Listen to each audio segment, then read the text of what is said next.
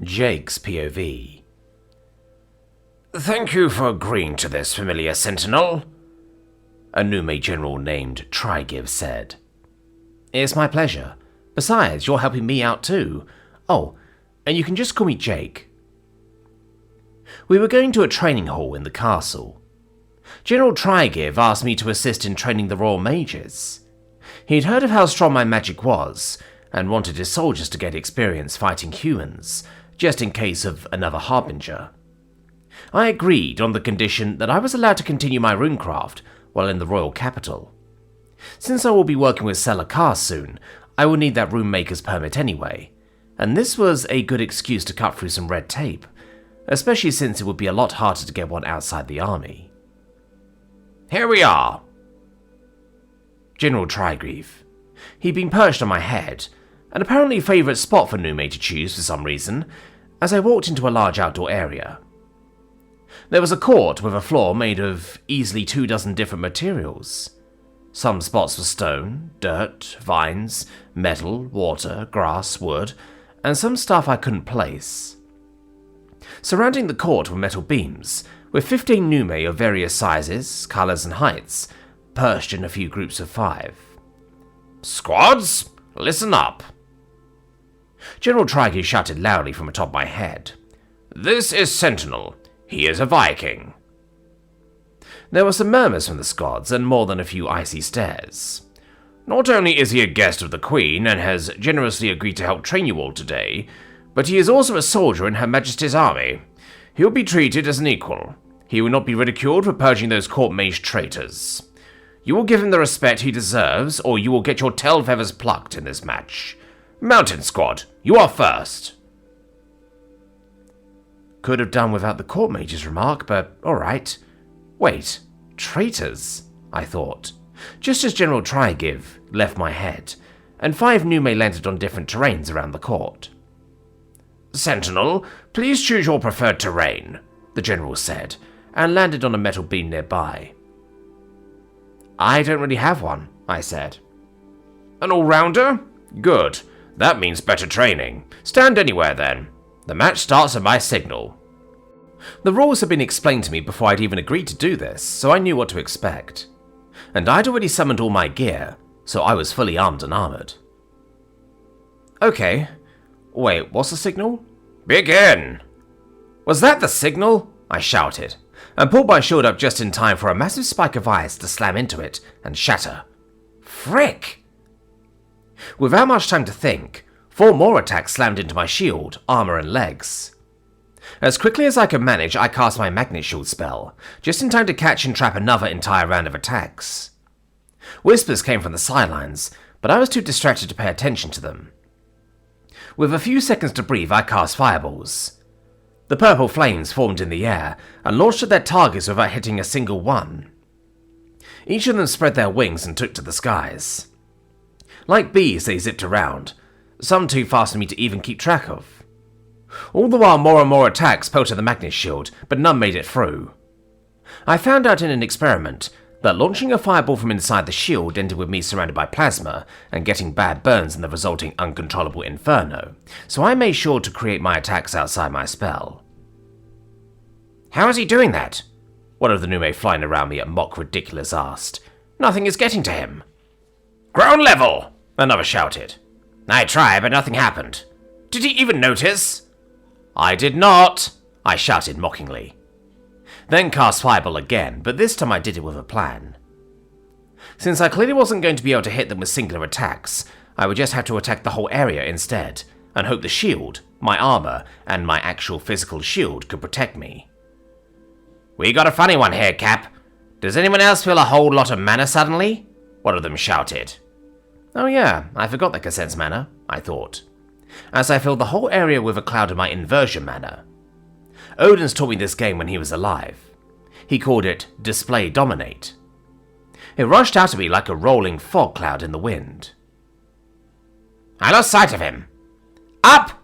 another shouted, but it was too late. I used that mana to cast a wind spell that created a massive downdraft. After hearing 5 meaty impacts, someone on the sidelines called for a healer. Once the dust settled, I noticed I was surrounded by 5 injured Nume. 2 unconscious, 1 with a broken wing, and 2 moaning from injuries I couldn't see. I may have overdone it, I whispered, shocked that a little wind was so effective. Nonsense! They underestimated you and paid the price, General Trygiff said, suddenly beside me as if he just appeared out of thin air.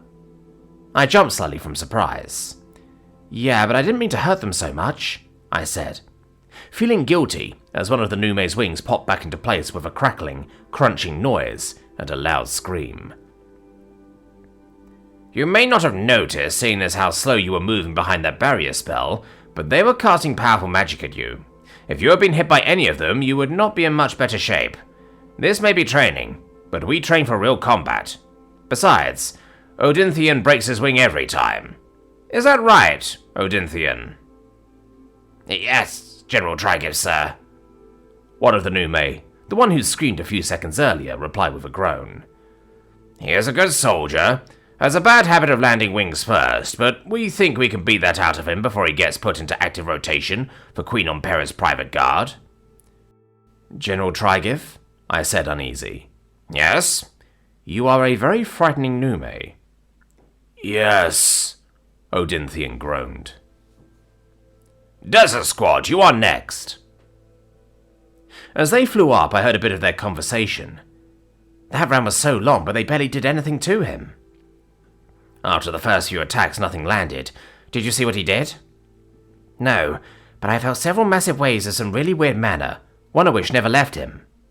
Enough squawking! Begin! The general said, and I was immediately slammed in the back by a whip made of vines. It bounced off Jericho, but still pushed me a bit. I felt something hit my knee, making it bend in the wrong direction, a split second before my magnet shield went back up. Ah! I yelled. Got him! One of the Nume said, and landed on the ground. By then, the healing runes in Jericho were almost done fixing my knee, so I cast a wind spell and knocked some of his feathers off. Warned you? General Trygiff said simply from the sidelines. Healing magic! One of the Nume called out. I started to cast the downdraft spell again, but just as I was getting ready, they all dived down to the ground and landed. You won't catch us with that trick. Fine, I thought, and cast another spell instead. Slowly I began to cover the entire court in a thin layer of water. While I did that, the Nume went back to attacking me from all angles, while making me dizzy by zipping around. Once that was done, and the ground was coated, I got ready to cast a spell. Just like before, they all quickly dove and landed. He only had one trick! Ah! They all cried out sharply, and clenched up as a small bolt of lightning hit the wet ground.